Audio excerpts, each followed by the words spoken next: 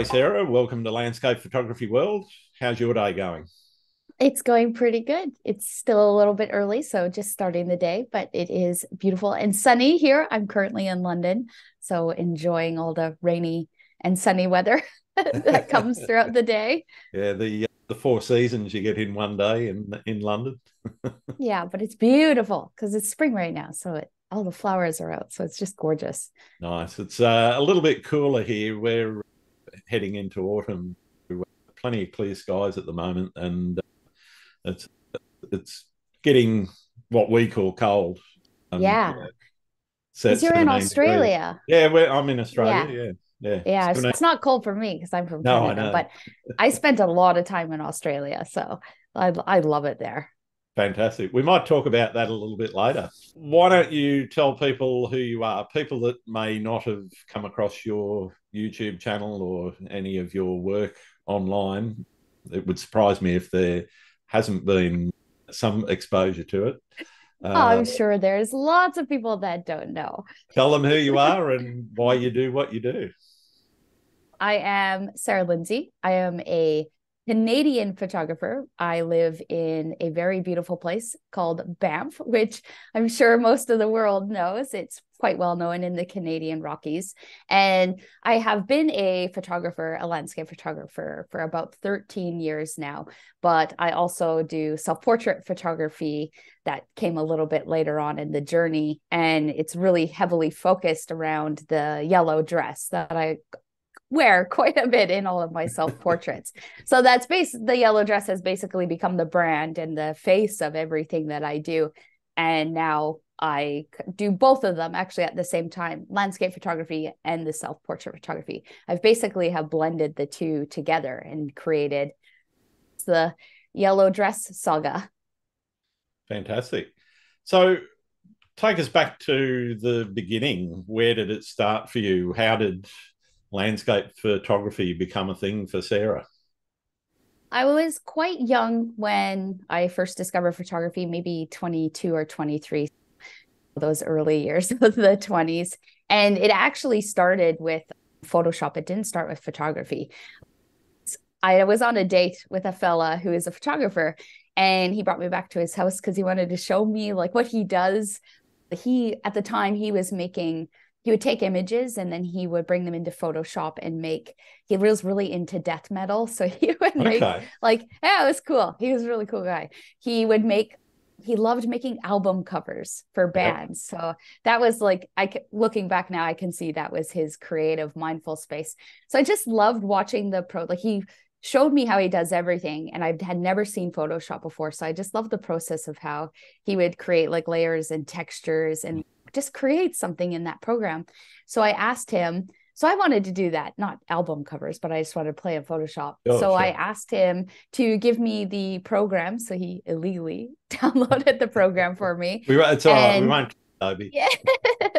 And it was so long ago. I don't even remember how you got Photoshop back in the day. But so he got put the program on my computer for me. And then I was like, okay, what do I do? I just took his lead by working on images. So I was like, all right, well, I need to go out and take some photos and put these into Photoshop. So I found my parents had a little really tiny old point and shoot at the Mhm. time. So I used that point and shoot for so long.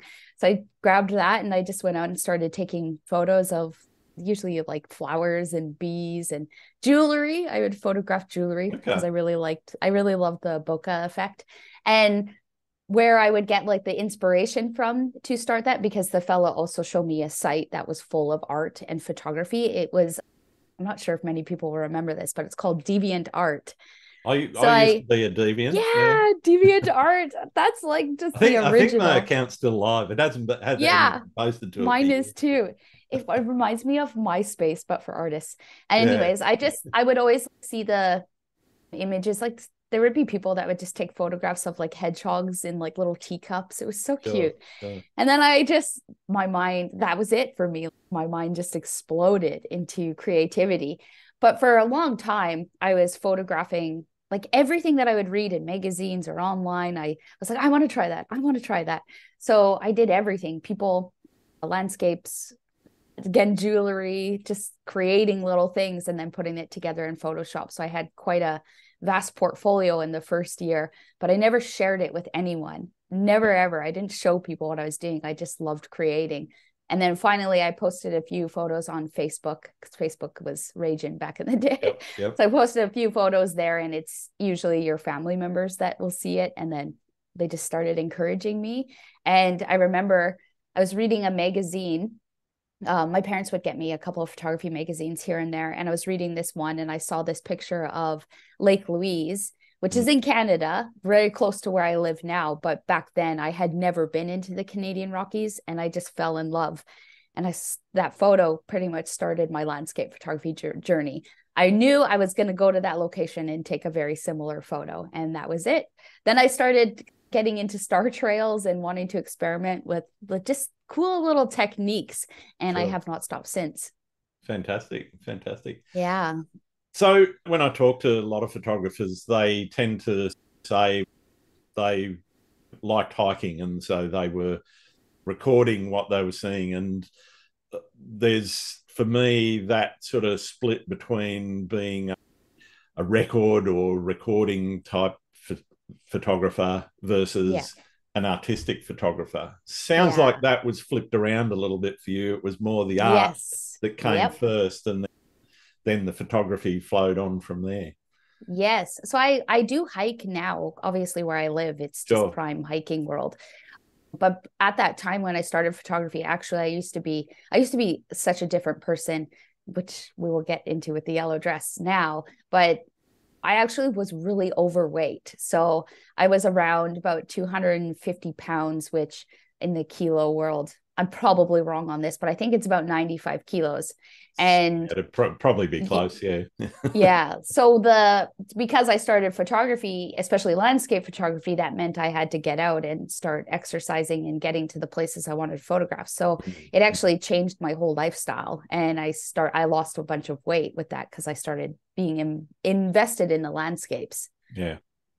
Cool. What's your approach to photography as it relates to your art? Obviously your style has developed and changed from where you started 12 or 13 years ago to where you are now. How has that started to take form for you in terms of how it's a creative expression as opposed to, as I said, just recording stuff? So I definitely consider myself in the genre of fine art, and lots of people will have a definition of what fine art is, but who knows Googled what it really is. I know. I Googled it one day, and then I liked the definition, and I was like, yeah, that sounds like me. What I read about it is fine art is like taking an idea and then executing it. Like you're not just going out in the landscape, and this is why the self-portraits are so important. But yeah, so I try to get involved with like storytelling and just creating that all-around idea. So I consider myself would I call myself a fine artist? No, that doesn't make sense. I'm in fine art. I'm a fine art photographer. So what I do believe when I started photography, it was based around creativity and art. I just didn't know it back then because I was so young. Sure. I loved looking at conceptual work, and especially deviant art was a huge influencing factor on that. I loved when people would photograph self-portraits and they were based on an idea, like a conceptual idea. And I loved levitating images. And I have this huge portfolio of the images like that, but I don't do it anymore, but because I've evolved. But yeah, a fine art photographer. Sounds good. So you classify yourself as a photographer rather than an artist, or an artist rather than a photographer? Right now. Well, you don't think it matters. That's the other. I don't think it really matters. Yeah, I don't really think it matters. It honestly depends who I'm talking to. Some people will relate more to a photographer and some people will relate more to an artist. But looking down the road and down the future, I believe I'm an artist. Cool. So talk us through how the yellow dress concept evolved and how that got started. How old, I've got to ask, how old is the yellow dress and how many miles do you think it's done? The yellow dress is still a baby, but it's still a baby, but also it's not. Maybe it's more like the toddler. It's like toddler age. So the yellow dress has a huge backstory to it. And I'm like throughout my photography career journey, I've been known as a landscape photographer. So Yeah. I've built up like this big portfolio and just my skill and became like a master in that. So I consider the landscape photography like the bread to what the self portraits are, and the self portraits are the meat. But it Yep. actually started in 2019. And believe it or not, before the yellow dress, I did every color of dress you could think of. Like I Okay. started when I started in 2019, my idea was to photograph different colors based on how they matched the landscape. I really love doing that. Like white fits here or blue fits here. So it started that way for a couple of years. And then finally I got the yellow dress. I should back up and say this bit as well. I used to be like a wedding photographer, maternity photographer. I did Sure. all of Sure. those like portrait services. And with maternity and like weddings, you're often working with big, beautiful flowing gowns. So I would actually just use the client dresses that I had accumulated, and then I would start photographing myself in them. I had this one day, I used to live along a lake in Canada, and I was like a sunset and sunrise warrior. I was always going out and creating landscapes. And this one night, I went out to create for sunset, just a typical landscape, but I was feeling bored of it. So I was like, I wonder what it would look like if I put a person in the lake and did like a long exposure. Yeah. And I just thought of it so quickly that I didn't have time or even the energy to gather up a model and get her out there and do that. So I was like, why don't I just use myself? I can fit into these dresses, and I Yep. have really long dark hair, so I knew that it would look really good. So I went out one evening. It was quite stormy, and I walked in the lake and I took my very first self portrait, which was actually a white dress. And then again, started photographing all the multicolored dresses. But I ended up getting a yellow dress. I didn't purposely do this. I didn't think I would use it, but I got a yellow dress because it was actually quite trendy at the time for clients. Yep. So I was like, okay, I'll add yellow into the fleet. And then I just noticed I was gravitating to it more and more for myself. And I noticed the response from like my audience was like, oh, you really sure like yellow? You sure are using yellow. But there's more to this story because it actually follows my life journey as well, and things that had happened in my life. And I believe that the yellow dress was very serendipitous. It just was meant to come to me at that time, because when I started my self-portrait journey in 2019, that's when, right before COVID, so obviously loss of work, but I also went through like a divorce and Yep. pretty much lost my whole life that I had built up with my husband, and based around actually a lot of my mistakes that I did. So the person that I was quite different before to now. Of course, Sure. I've done a Sure. lot of changing.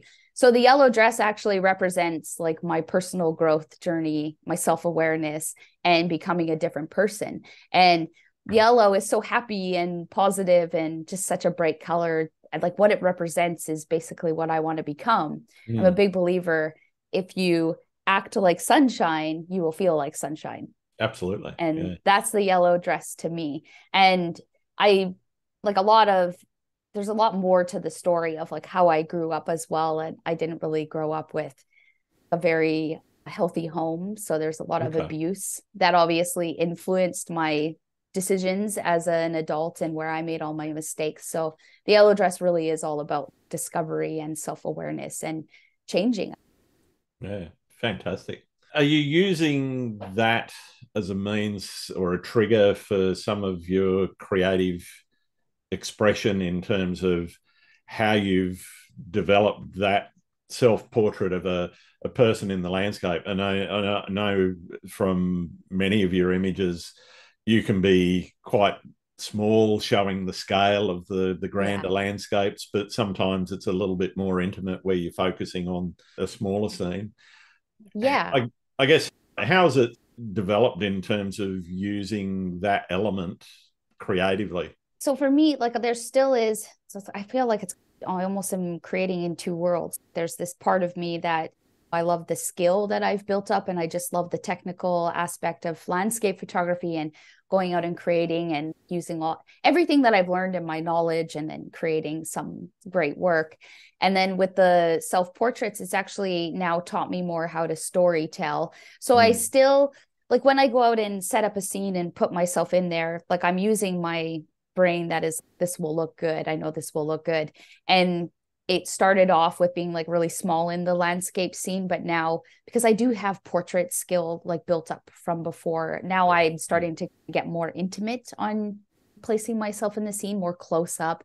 So maybe you can see some expression, or like posing is really challenging. So I'm actually still learning a lot about posing. Yeah. But like how my self-portraits are influenced is it's heavily based around my landscape photography skill. In terms of the process of experimentation, how long has it taken for you to not necessarily hone? Obviously, the landscape and the portrait skill sets have fed into where you've got to, but how much has it taken in terms of experimentation to get the shot? Because failure is something that everyone, particularly landscape photographers, know a lot about. And the number of shots that I've just fluffed because I've missed a setting, or I've left the settings on from an astro shoot in a dawn shoot, so I'm shooting at ISO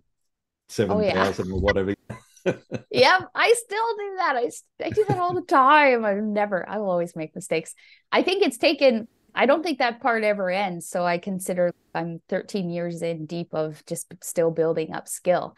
And I know, the next 13 years, I'm only going to get better and better. I don't believe that part ever stops. But you obviously reach a certain level of skill where your work becomes really noticeable and recognizable, but it will continue to evolve and change. And it'll also be interesting to see how like the yellow dress evolves and changes as well. In terms of the concepts, are you planning them days, months, weeks ahead, or is it something that's a little bit more spontaneous? Because obviously those set pieces have to be planned. You've got to work out where you're going to put the camera and the tripod. You've got to work out where you're going to position yourself in the shot. So it's not like you can just turn up on the day or the night and go, all right, tripod here, I'm going to stand there, bang, off we go. It's actually a bit of both. And the spontaneous part is actually winning. So a lot of the best work, a lot of like my best works has been created just showing up somewhere, not knowing what I'm doing, what the heck I'm photographing, what the weather conditions are. And it's really interesting how that happens, actually. That's the part I love the most, is when I don't think I'm going to get something and then I create something that is like my best work. But there still is, I still do a lot of planning and like visioning, because I'm also into storytelling. So with storytelling, you have to think about it and like thinking in a conceptual way. So there's an element of planning, but there is also this big portion of me. And I think that's just because of the person I am. I'm incredibly impulsive, very spontaneous. People can ask me, hey, do you want to come to Italy next week? And I'll be like, yep, book a plane ticket and go. And then my mind will start spinning and I'll be like, okay, what am I going to create there? And then I start visioning things. I start researching like what other people have done and getting like an idea of what I'm going to do. But most of my work has been on the fly and created just really unexpectedly. Those are always my favorite. What does success look like for you in terms of either an image or a body of work? Oh, as long as I feel really good about it and like my spirits are high after and I'm feeling that, but like that adrenaline and that buzz, no matter how the audience responds to it, as long as I'm feeling good about it, I feel successful. And I especially feel successful if I've been like down and feeling like I'm in a creative slump, and then I go out and create something that I think is great. That's success to me. Fantastic. Yeah.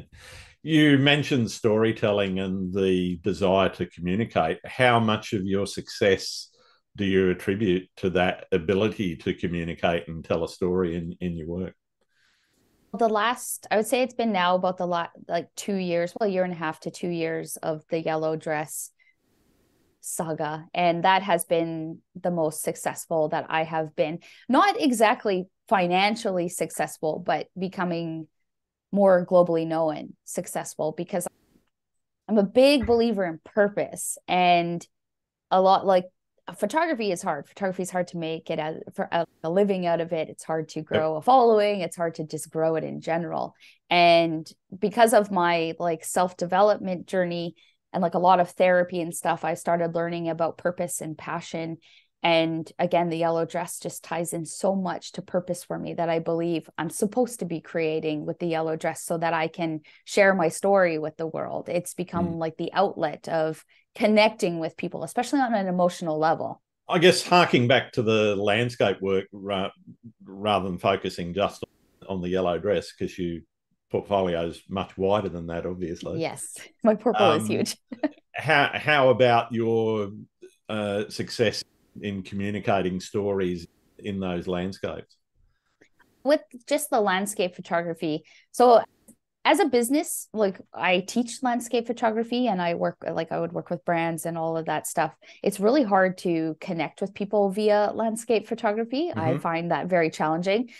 But with the storytelling with landscape photography, what I've been learning is it's really interesting.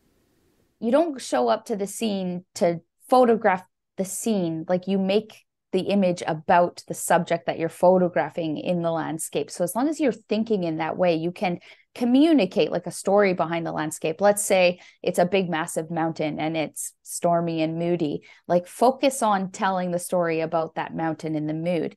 And with landscape photography, I think it's harder to tell stories than if you put a person in the scene.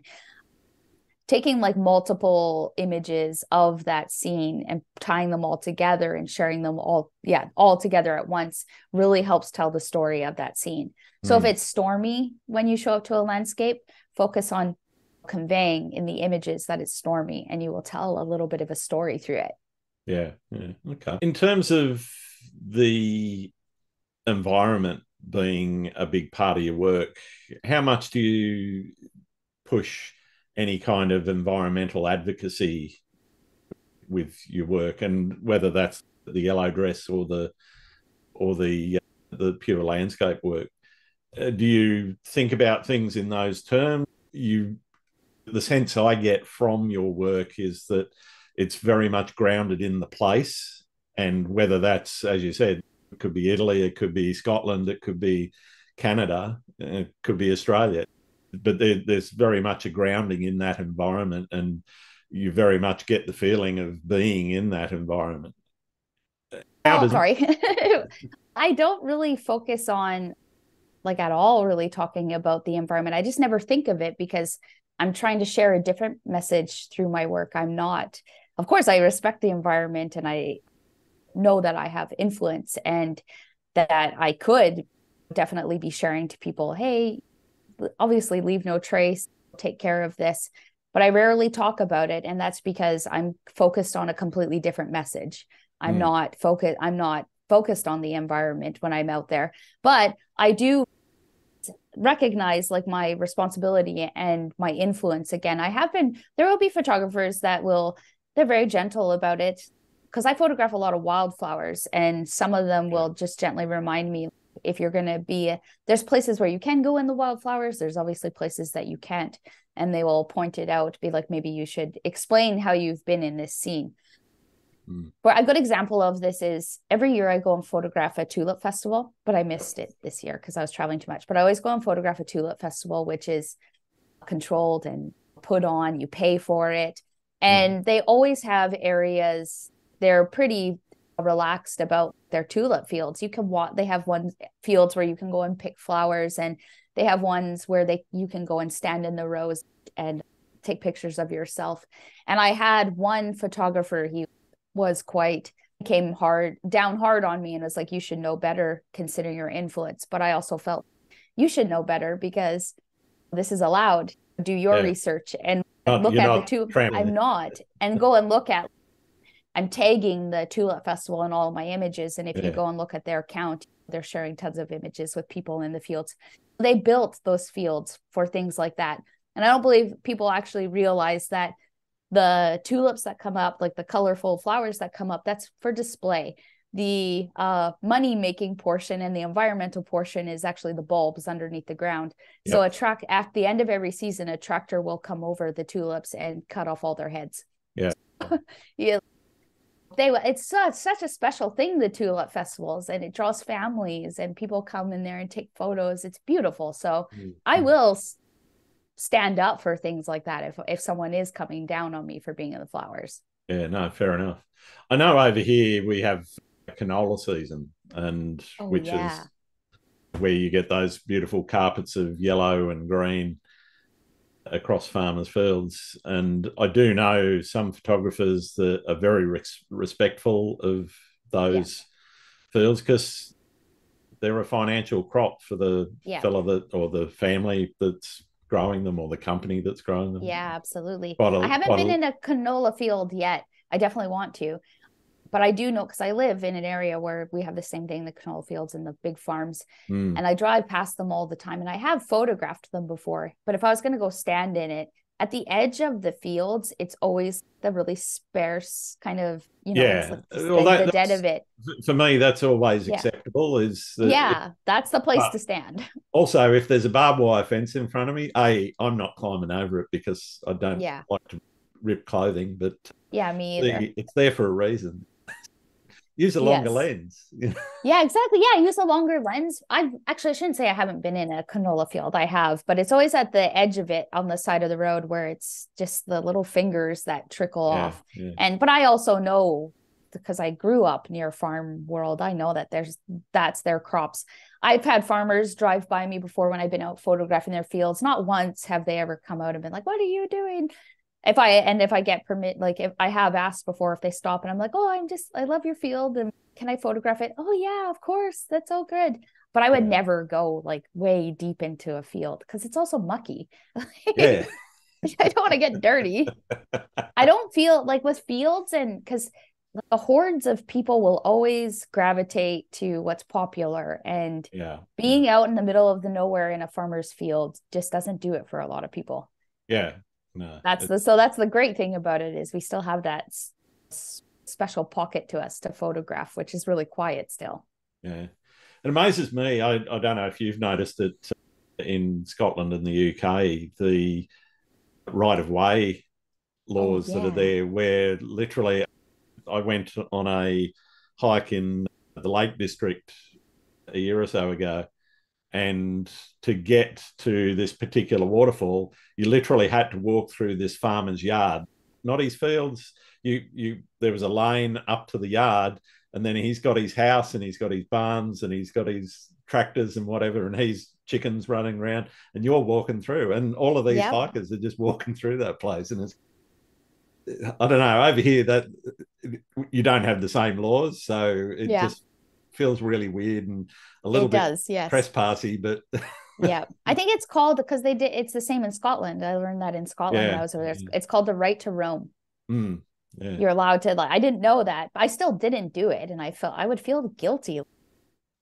I don't know, walking by someone's house at sunset. Hi, I'm going out to photograph your yard.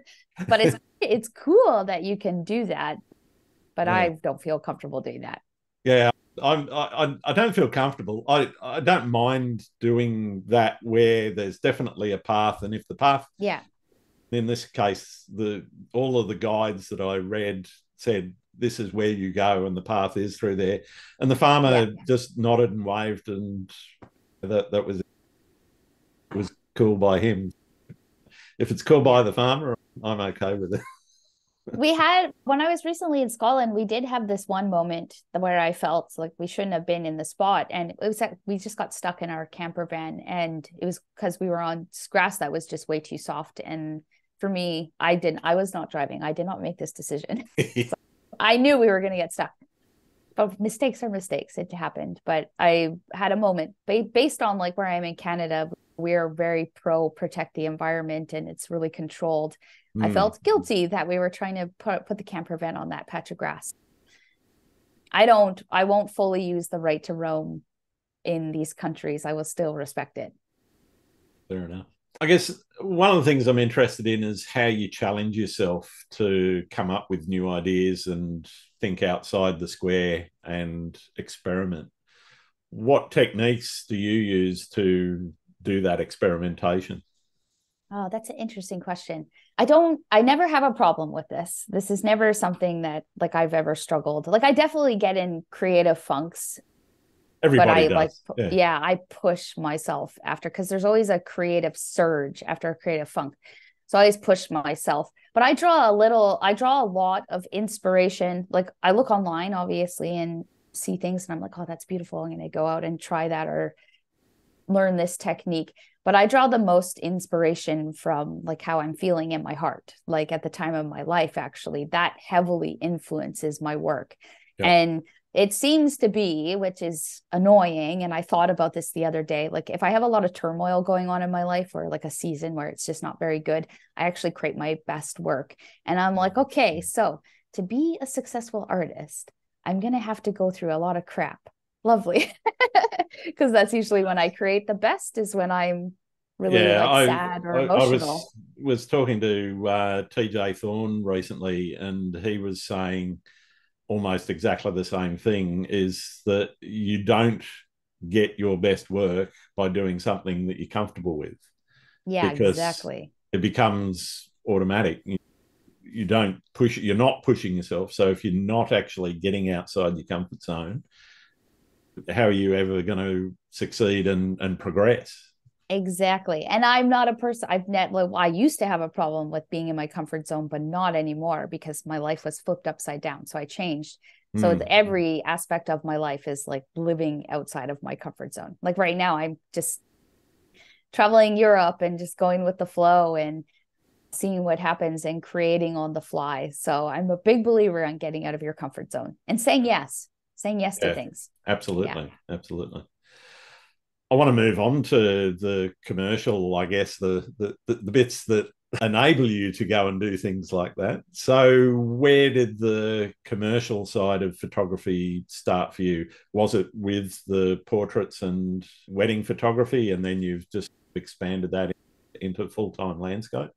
Yes. So it started, I've always been a landscape photographer. So there's always been an element of that Mm-hmm. I've been like paid for. I never understood business for a really long time. So that took a while to get a grasp on it. But financially and like actually making a dent in my wallet or like filling it up with money from photography started with weddings, families, portraits, and all that. And Sure. then that was lost in 2020. So obviously at that when I was ready to let it go as well. But at that point in time, and that's when the yellow dress was just taking off, Mm-hmm. I had obviously learned a lot and started to gain financially. And in terms of the landscape photography, I'm more where I make an income off of that is like I work with brands and Yep. of course there's an element of influencing with my work. A lot of people think I am a full-on influencer, the typical Instagram. I'm not really actually. Like I do some influencing, but not at the scale that people think that I do. And YouTube is obviously one of those commercial ones and NFT art because that's quite new. That became Mm-hmm. because I got into it last year, so that became actually a big source of the income, but it's all down right now. So it's Yeah. not a good year. Last year was really great in terms of stuff like that. Oh, I also lead tours. That's a big one as well. And I partner with other photographers and we do about 4 to 5 tours a year. So that's landscape photography though. But I do bring the yellow dress into it as well. And I let the clients photograph the yellow dress. How do you handle being everything in an organization? So, in a company, you've got a CEO, you've got a marketing director, you've got people under them that do things, you've got a finance and accounting team, usually, you've got a bunch of people that do operations and the website and all of those sorts of things. And I maybe find it even, all really hard. yeah. So, how does that fit into the business? It's also all of those things. It's such a learning process, I think. And I definitely have gotten the grasp of it in the last year and this year. I did outsource at one point for an assistant more to, because the part that I find is the most challenging is actually, and because it's important to keep up with your socials, I find the social media part to be the most challenging. You just always Yeah. have to Yeah. constantly be on. And so I did hire someone, an assistant to help me with that, but I take breaks here and there with using her because like she's just not there yet like she's brand new to what she's doing. So Yeah, right. I need more of a skill within that. Yep. So I take it all on, but I'm a big believer that, especially in business, like your first few years, you sacrifice a lot of stuff. If you want to go great lengths, and I have some major goals, you put in hard. It's like very similar to any kind of job that you choose. There's an element of sacrifice to become a master at it. Yep. Same with if you have kids, you sacrifice a lot of your life to go to those kids. And Absolutely. in my case, I sacrifice having a family and having kids and having a partner to build what I'm building. Okay. Do you find that, I guess, challenge of keeping things going overwhelming at times? And if you do, how do you push through? Yes, I find it very overwhelming because I also want to live my life like that. You Yeah, want like to I you want also, to actually enjoy the experience, you know? yeah, exactly. I like right now, because since I'm traveling so much, it there's definitely a portion that I'm giving away of my business to being able to get out and explore. But I also can work on the road, so it's actually pretty handy. I'm trying to create a work life that fits around my lifestyle, and I will. I'm definitely getting there. But I think that the thing that I sacrifice the most to keep this going and where I get overwhelmed is I'm 36 years old and I don't have a partner. I'm alone. I don't have kids. I don't have a home. I have a home base. I have a little tiny suite, but I don't have a house. Yeah, sure. I don't own any of those what we could consider adult things. And probably my dating life suffers the most, I would think. Fair enough. I'm not going to delve into that. You mentioned the goals that you've got. How important is it both for your creativity, but also for the business? How important is it to have those goals and be able to not necessarily just tick them off, but get to them, then work out, okay, what's the next goal? I think the goals are really important. Like what I've just learned, and this would be in any business. If you don't have like a vision for yourself and you don't have a plan for yourself, well, plans include goals. You'll probably lose steam and you'll lose interest in it and Mm, you'll fall off the wagon. So I think really keeping your vision on those goals, but also being adaptable is really important to the success of your business.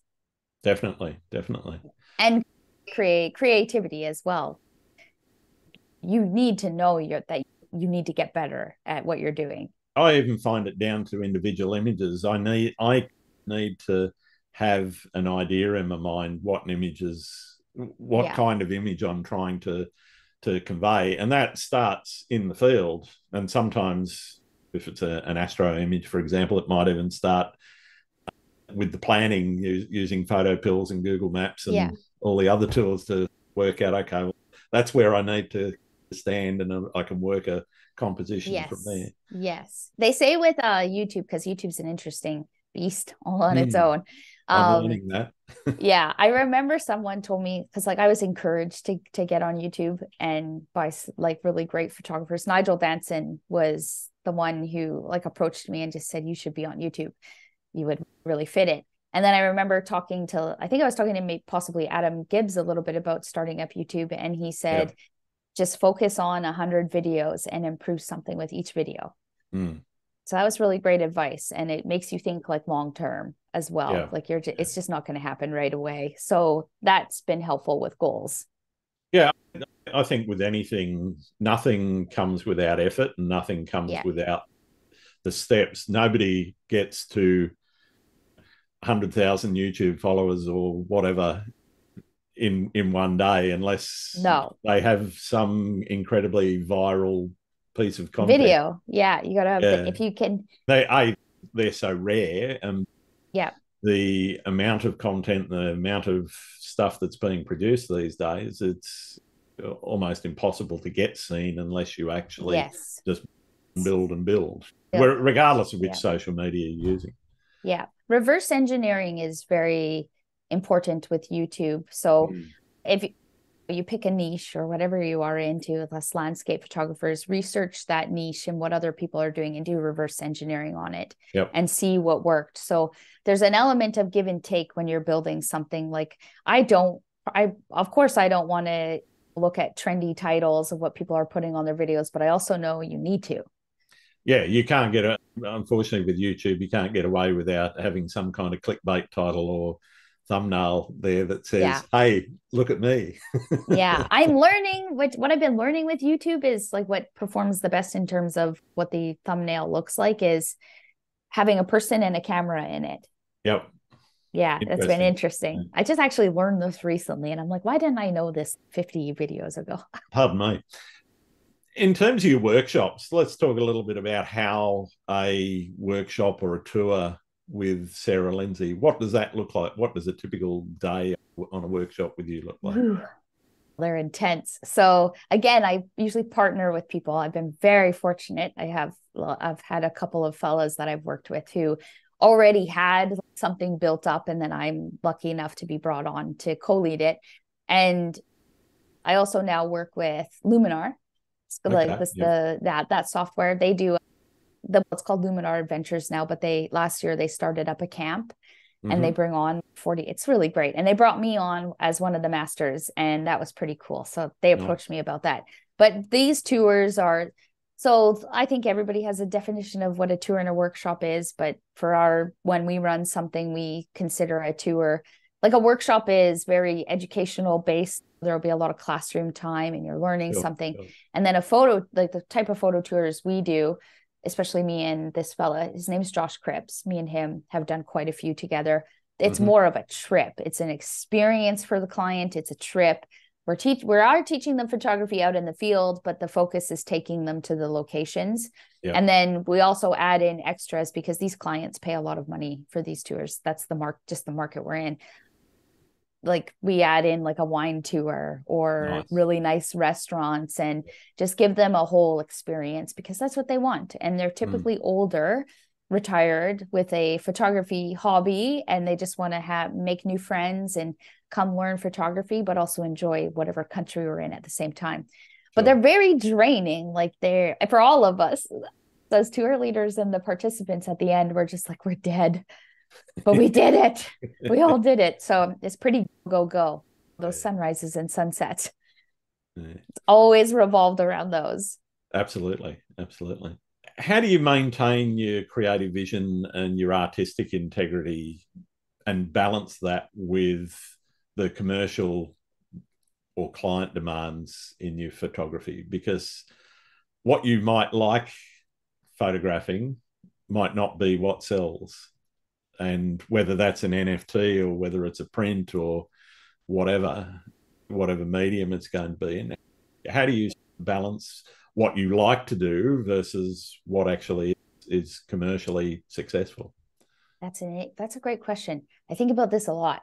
So if I'm doing commercial work, which I don't do as much commercial work as like I used to, because I'm very focused on building the yellow dress Sure. brand. And when I'm doing the yellow dress stuff, it is my 100% creative vision. But I've also basically become the brand. Like it's not just the yellow dress that's a brand, like Sarah is the brand. Yeah. So what goes, whatever I create goes. And how I like get around monetizing on that is just understanding the markets that I would fit in. So I fit in the art market. And Yep. in terms of let's just say NFTs or prints, when I have financial goals with those as well, like what I want to be selling my work at. So it's really just actually understanding for me, I create whatever I want to create. And a lot of the people that might buy my work will say in the NFT world, maybe they don't really care about it. That doesn't bother me whatsoever. It's more about the transactional value that's taking place. So they're Mm-hmm. actually more buying into you than Yep. actually buying your artwork. And in terms of the commercial work, like if I was doing commercial work for people, like I just worked with a camper van company in Scotland, and there was obviously expectations on both sides, and I fulfilled the expectations that they had, but I also obviously was able to create what I wanted to. But they were really great, like with the creative freedom. Like I made them a YouTube video and they didn't care what I put in it. They loved watching me go out and create the yellow dress stuff how I saw it. So I don't actually really struggle with this. But if I was doing commercial work for like hotels or like photographing hotels or I'm traveling or anything like that, I know what to give them.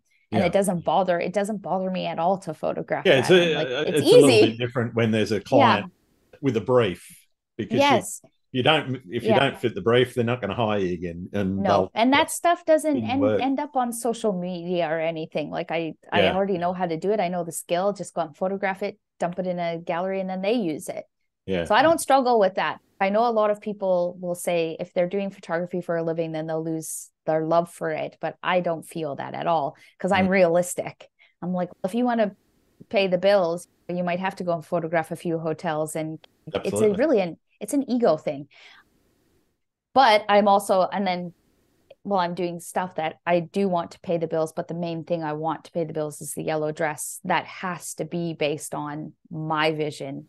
Yeah, Because yeah. again, I'm the brand. A lot of people have the really big question: how do you price your work? And when I say that, it's not about giving me the number or whatever. It's Yeah. about, do you have a formula that you use, or do you just think of a number? I have a formula now, but I didn't before. But that Yeah, comes as you learn business. sure. I really don't believe, well, that's, but there's so many little different genres that this could apply to. But let's just take NFTs, for example. It's very Yep. similar to selling prints. So this would apply to if you had a gallery and you were trying to sell prints. You're likely not going to have a gallery though right away. You're going to have to build up a name.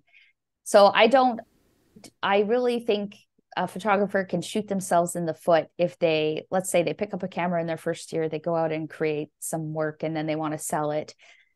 There's no way you will be able to be selling for what the people who are very seasoned and are already selling at like this high price. It's just not going to happen.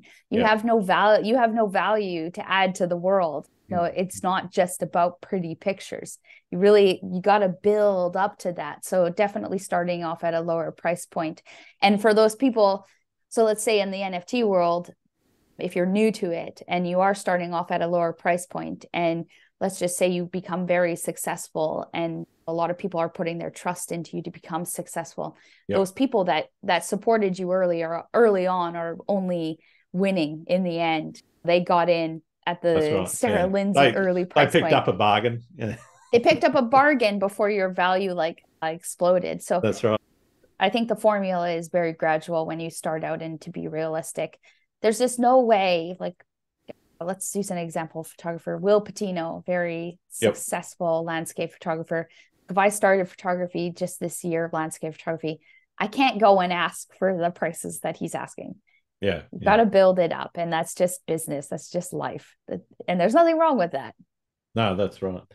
I think a lot of people, particularly my opinion of what I've seen in the NFT market in particular, a lot of people are a bit naive, I think, about the parallels that are in that market with the traditional art market. Yeah, it's Because cool. everyone talks up it being Web3 and the artist being in control and all the rest of that sort of thing.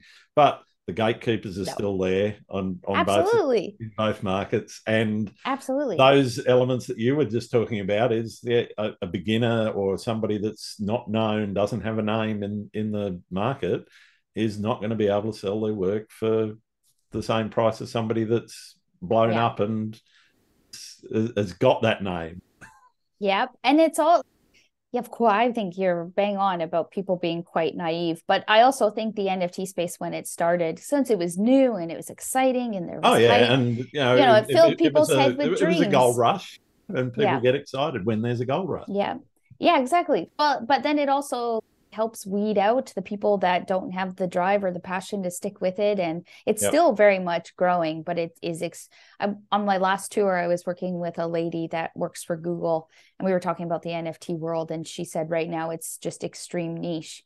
So we're still very early on in the NFT art world, and there are tons of, it's fascinating. It is a fascinating world. There are tons of traditional art collectors that are like, we believe this is the future. So they're now collecting into that.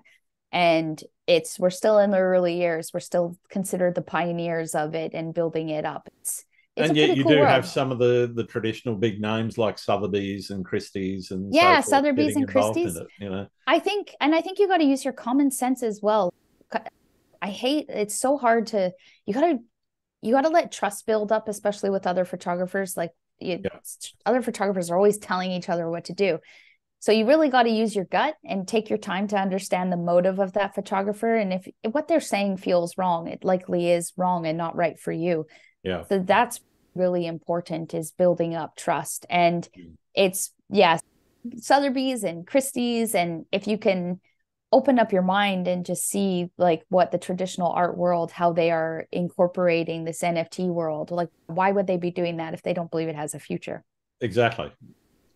Yeah, they might have smelled the gold and said, okay, Yeah. well, there's a short term gain to be made, and we'll Yeah. dip in, and if it all falls over, no big deal. But I I don't, agree with you. I think yeah.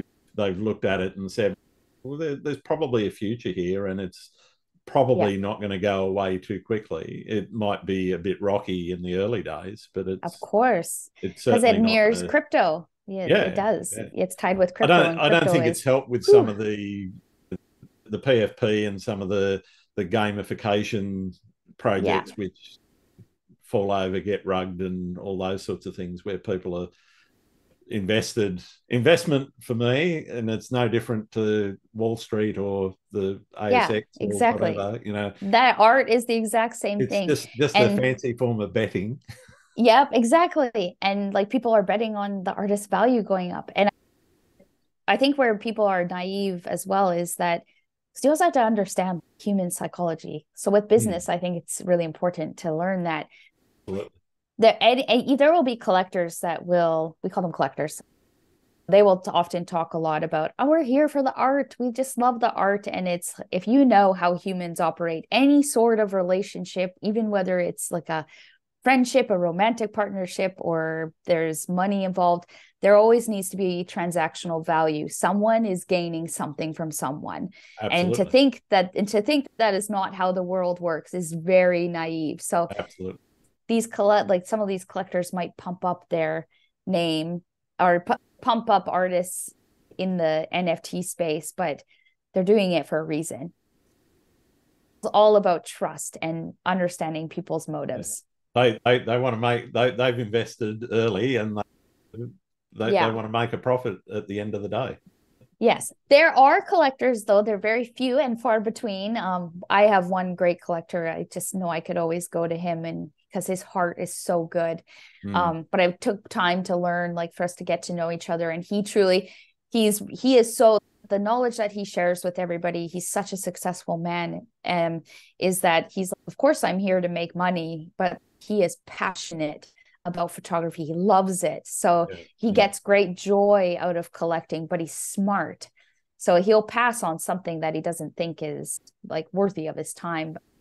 That man, I believe in, because of how I grew up, I didn't really have a proper upbringing. I've had people come into my life through my photography journey that have been mentors and have planted like that seed of my mind and have helped me actually grow and learn all this stuff. let's talk a little bit about where you've shot, where you like to shoot. What locations are still on your bucket list? You've been to many of the big ones, but is there anywhere that you just haven't been that is still there, burning away, going, I've got to go there. I've got to go there.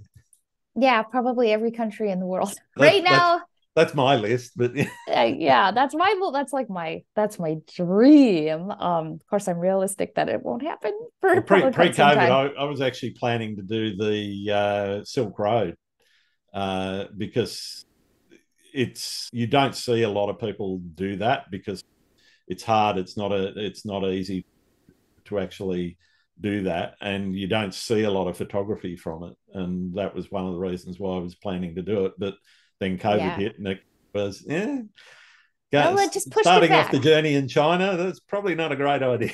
Yeah. Just you just got to push it back a little bit. There's a ton of places. So right now I'm obviously really in love with Europe, and like I did Australia, I've done New Zealand, I've done North America. So my focus right now is on the European countries, and I just love, oh my gosh, I just love it here so much. I love the Yeah. old charming history, the buildings. So that's my focus right now is knocking off some countries around Europe. I really want to go to Rome, really want to go to Rome. Not Mm, to go mm. see all those I will. I love seeing the really popular spots because they're Sure, popular sure. for a reason. They are beautiful, but I'd love to find some old streets and just create like a little yellow dress series of like street photography, but old and charming. Yeah, And another project that I want to undertake, but this would be a huge project, and I'm just trying to even think of how I could begin this, is I would really love to, because of what the yellow dress represents, and I hope to help as best as I can, like change anything in the world for the better. That's pretty important to me. So I would love to travel to different countries and photograph other women in the yellow dress and tell their story. cool, Yeah, cool. I think that That'd would be be awesome. pretty cool. I would love that. It would be very sad though, I can already tell. I know I'd see some sad things. Oh, definitely. Yeah, Yeah, that's that would be yeah. hard. What I guess is the furthest you've had to travel for a shot that The you've kind of furthest, deliberately said, I'm going to go there for photography as my main hmm, purpose. there's always other motives of why I go to all the countries as well, because I love to like just travel and see friends. The furthest I've ever gone just for the shot, I don't know. That's a hard question for me to answer because I'm so easygoing. And if I know I'm going to a country, I'm like, okay, I get obsessed with it and then I go and create. But the furthest I have gone from my home in Canada is definitely Australia. Okay. Yeah. That is quite the journey over there. Yeah, it's a bit of a hike across the Pacific. I've done it several Oh, times, both yes. both for Yeah. work and also for pleasure. But Last year in the last year near the end of the year, I traveled back and forth to Australia 6 times because wow, that's where I had a partner that lived over there. So it's going back and forth okay, to see him. So I created a lot of stuff in Australia, which was really fun. And New Zealand, obviously. yeah, I fantastic. haven't done any of the Asian countries yet. So that'll probably be next after Europe. Is there anywhere you've been that you say I'd love to retire there? I Yes. know it's way too early for you, but No, probably. everywhere. All of them. I've always, since I was a little girl, I always thought I would live in Europe. I love it here so much. I Yeah. just love the culture and like of the different little, I love London. So this is definitely a place but like, I guess it depends what happens with the rest of my life. Like I'm just so open to whatever comes into my life comes into my life. If I Yeah. end up living in Croatia, I end up living in Croatia. Great. Mm-hmm. But I love Canada too. So like that's my home. And yeah, I'm born and raised in the forests of Canada. So I Yeah. always want to have something there.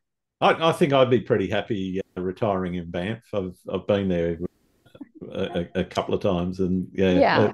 that'd be a good spot to retire, I reckon. Yes. I There or want to buy Canmore. it. I actually live in Canmore, but I just say Okay. Banff because it's easier for people to understand. But Yeah, yeah. I Everybody do knows have a Banff. goal. I have a goal of owning like a condo or something in Canmore, but we are way far from that goal. So, what's your most memorable experience in photography? Wow. Probably when the yellow dress started. Hmm. And the first country that the yellow dress went to was New Zealand. So that trip, I did a 2 week trip in New Zealand. It was not based on photography, though. It was based on photography, but there was nothing that like, I wasn't working for clients. I was just creating fully for myself, and I was with the right person.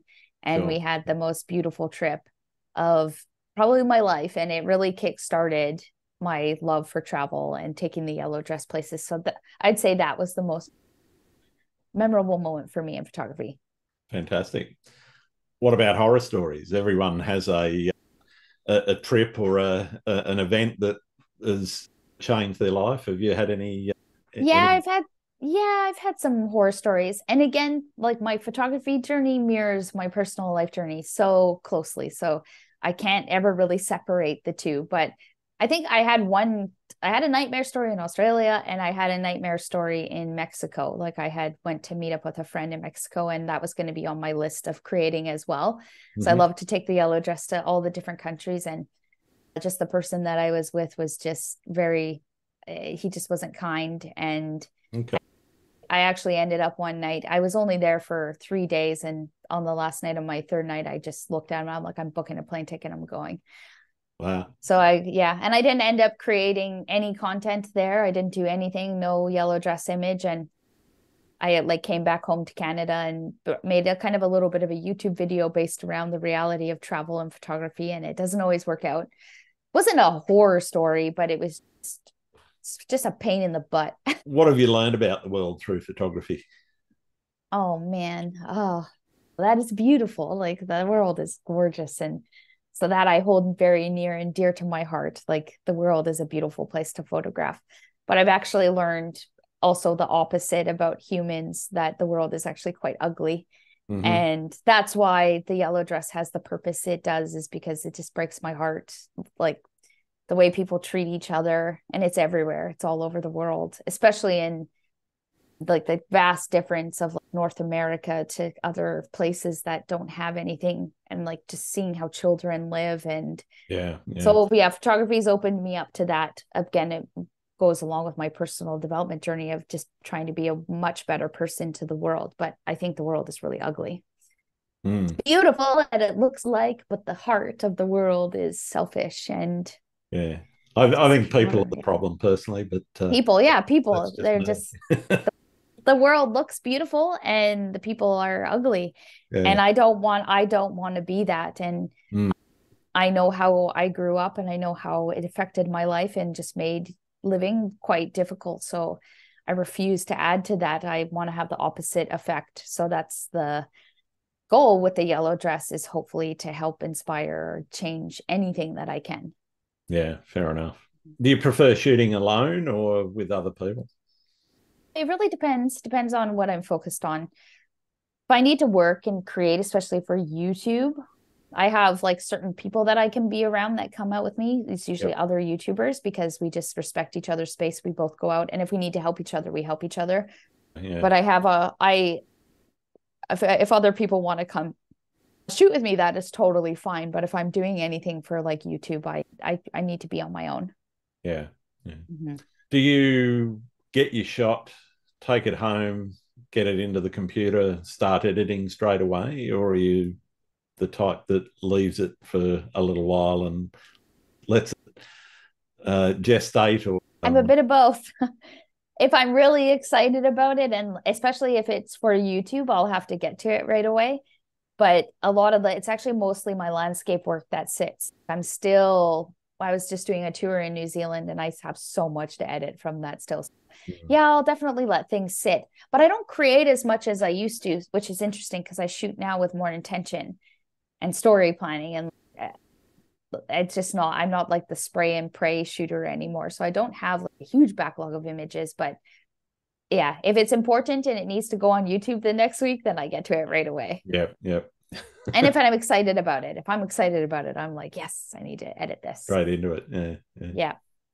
What does processing look like for you? Is it you said you started out with Photoshop. I'm just interested. I don't want all the secret sauce or anything Yeah. like that, but are you spending a minimal amount of time per image, or anything up to an hour or 2 hours, or sometimes Yeah. days? I know some people Yeah. It's not days. take a long time No, to edit. no, I can't spend days on them. I used to edit a lot more than what I do now because I started out that way. So I really loved the process of Photoshop and Sure. putting things together. But now I think wedding photography actually shifted that a lot for me because you have to edit so much at once that you become quite quick. And I'm a big believer getting it Yeah, right in the camera as you get well. your workflow nailed, and Yeah. yeah, Yes. So I don't like, I'm a pretty simple editor now, actually. Like I'm very focused on getting it right in camera, but there are still some that I do need to spend quite a bit of time with because I know I can transform them into something that's great if I spend the time doing it. But mm, I put out an editing tutorial recently and it was based on my quick workflow of you can create drama in a matter of 20 minutes and it's very simple. There's no luminosity masking, nothing like that. It's just really simple techniques that I've built up over time so that I can quickly get out images. yeah, fantastic. Mm-hmm. You mentioned that you've received a lot of support and help from some other photographers and YouTubers, and you've mentioned a couple like Nigel and Adam. How important do you see that collaborative approach and that community building and fostering younger artists? How important do you see that to being, I guess, a player in the industry? So important. I think it's actually one of the most important things. And my last video I put out was like, if I could start photography from zero, this is what I would do. And there was three key points that I touched on, and one of them was engaging and building a community. So when you're starting out, like, it's just so important in the early stages to be getting involved with places, because that will help you grow. And I didn't do this to start with. Like, I used to be very private and quiet and just loved creating for myself. So now I'm playing, like the last few years, playing a lot of catch up of building up a little community. But I think it's really important. Building a community will translate into business. Absolutely. So it's so important. But even the fact that I will see a lot of people. Okay, so in my position now, like when Nigel reached out to me, this was many years ago, and he basically said, get on YouTube, give me the push. There was no reason he had to do that. And he just did it because he saw it in me. So I can see myself doing that. So, and I'm like, see my friends who are just like baby photographers, this is just a hobby for them. If I see something that they do on social media, like that really jumps out at me, I am all over them. Like, you don't understand. I see your potential. I see it in you. Keep going with this, keep going. So, because I feel the passion for them in my heart, and I just want to like go. And I know how important encouragement is. Absolutely. Like, a lot of people don't have encouragement, and especially when they're starting in the early on stages, they don't have it. So I try very hard to be that voice for people. That's one of the reasons why I started this, as many reasons why I started this podcast, was that view of looking at people in the industry, or even if they're not in the industry, they're not selling or whatever. And one of the things that I'm really trying to do with this is be fairly diverse in my coverage. I've got people like yourself that have got quite strong social media followings, but as I said at the beginning, people should know your name. But there's also people that have got like 100 followers that I've had on. And the thing is, I've recognised, as you said, in their work, there's something there, and they need that. Well, they may not need that push. They may have the drive themselves. But for me, I think if I can give them a leg up, or I can give them a push along, then it's certainly going to help. Yeah, I agree. But you're also helping the not younger, but baby photographers, I guess we'll call them. You're also helping them by bringing on the big people. Yeah, absolutely. Because that knowledge that you guys are adding is just so valuable to the people who want to learn and grow. Totally. So it's incredible doing that. Yeah, the mentorship that you can get from somebody with a great deal of experience that's been in the game for a long time is absolutely vital, I think, to help people grow their own careers, if it's the career they're looking for. Also be helpful if it's just a hobby. Yeah, absolutely. Because in some way, no matter when you're sharing your art to the world, you want some sort of recognition. We all do. Absolutely. Like it's whether that's that endorphin hit when somebody says, "Hey, great show." Yeah. Whether it's just to monetize or to just be recognized, we all want it. So the knowledge that we all share can be helpful for everything. Definitely. What do you see as the biggest challenge facing photographers right now? Oh, this is a good one. Honestly, there's a couple of things. Lack of business knowledge and not understanding, if they want to make money off of it, not understanding what it truly takes to make it as a business. And social media. I think social media is one of the biggest challenges because it's such a pain in the butt. We still need like an outlet. It's a love-hate thing, isn't it? It's a love-hate. We still need an outlet to share our work and get recognized and grow and be able to do it as a living. But like the rate that the world is changing into short form video is very obvious. And so we have to adapt, and you don't have to change. Like, you don't have to become like, the next dancer on TikTok, but you need to figure out how to use these platforms as a new business card. Absolutely. Yeah. So that's challenging for me because I'm stubborn, and I do short form video, but I'm not as dedicated to it as, say, like the long form YouTube content. Yeah, I'm very much the same. I much prefer these longer conversations and the podcast form. Yet another reason why I started was I was listening to some of the other landscape photography like Matt Payne and Nick Page and those guys, and they triggered off that inspiration to say, oh, I reckon I could do that. Yeah.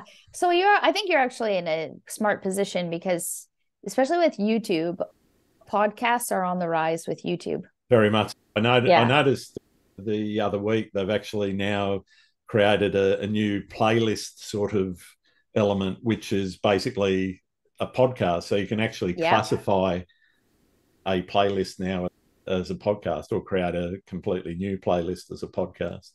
Yeah. So So yeah, I'm all podcasts are over taking that. over. Yep. That's good. That's good.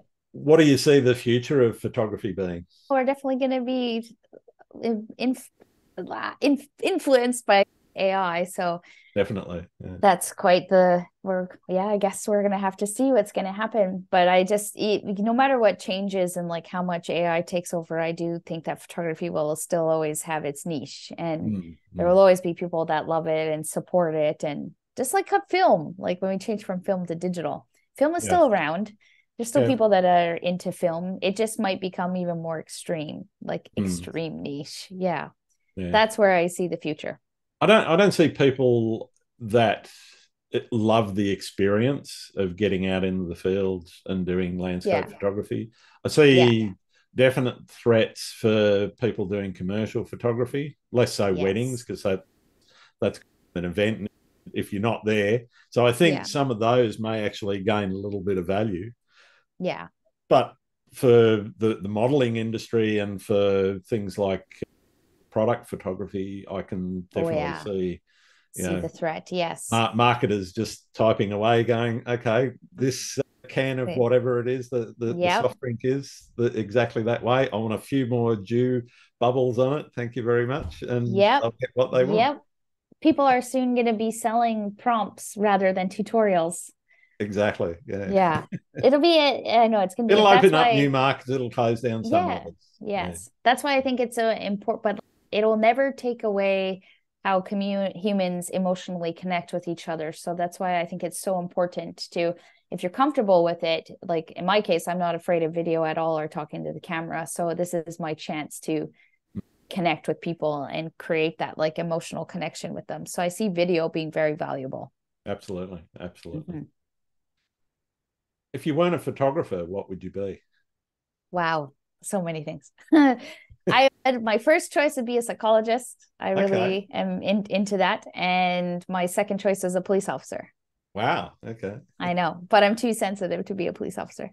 Right, I would have such a hard time. I'm definitely on Twitter now saying Sarah wants to be a cop. I almost quit. It was like maybe 2018 before I got divorced. I was like, I want to be a police officer because my brother went through the same journey and he is a police officer now, but I just obviously wasn't like driven or passionate enough for it. And I really thought about it. I was like, there's no way that I could go up to car accident scenes and see dead people and children, see children abused. So I obviously am very passionate about what I do. So I'm sticking with it. Yeah. I have a brother-in-law in the UK, actually, who's recently retired as a police officer. And some of the stories he's had and some of the stories he won't tell as well.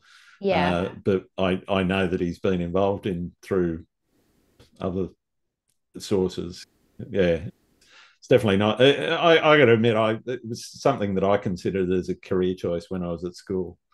Yeah, but, it's an amazing career. But, absolutely. But again, it came down to is it something I'm passionate enough about to get into? And it turned out I was much more passionate about computing and IT than I was about being a police officer. We all have our thing. I'm quite passionate about like psychology. I do therapy and I've been doing it for about 4 years and I just love what I learned. So if this ever did go down, that's probably I would go that way. Yeah, fantastic. Are there any photographers that you think I should be talking to on the podcast? Yeah, I think you should give Jenna Dixon. I've actually already spoken to Jenna. Oh, okay. So you did? Yeah. Oh, yeah. Okay. No, actually, I remember that. Oh my gosh, I should go back and listen to it. I remember when that happened. Okay. She would be my choice. There's tons. I think David was the one who recommended me. Yep. I think Timbo Slice would be a good one. There's also this other fella, actually. He recently just quit his full-time job to become a photographer. Mm-hmm. And he might be a pretty interesting person to talk to because he's just fresh into the transition, and it's just how he struggled, but he doesn't want to give up. Like his name is James Michael Andrew Photography. And then also Timbo Slice. That's his. Yeah, I know Tim. Yeah. Tim is so lovely. No, never mind. Scrap those guys. Sorry. Okay. I just thought of someone because he's incredible. Yeah, he's incredible. His story is incredible. Is Robert Downey in his photos. Intrepid. Yeah. I would do him. I've asked him, and what did he say? He said no a little while ago. He wasn't in the right space, but I might hit him up again. Hit him up again. Yeah, that was a year or so ago. Yeah. Hit him up again because he's got a story. What happened? Hit him up in DMs and tell him to get I will. I'll message him and I'll be like, just do it so you can go tell your story on the podcast. Those are my recommendations. He does have a fantastic story. I've seen his posts around that, and he's it's heartbreaking. Getting hung out to dry in the Caribbean. Yeah. Yes. Yeah. But those are my recommendations. All right.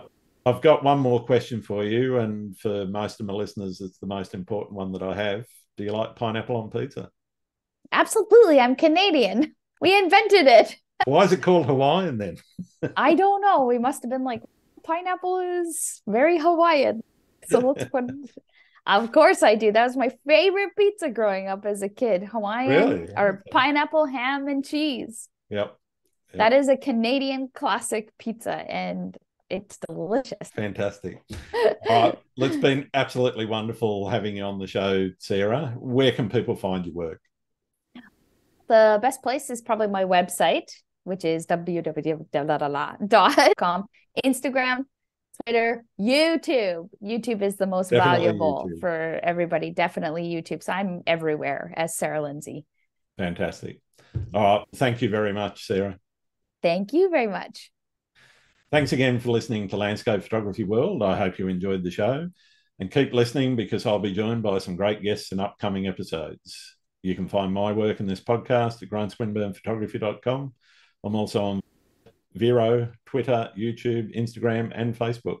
If you're interested in buying prints or photography gear or doing a photo workshop with me, these are also on sale on my website. I'm Grant Swinburne. Hope to see you out shooting soon.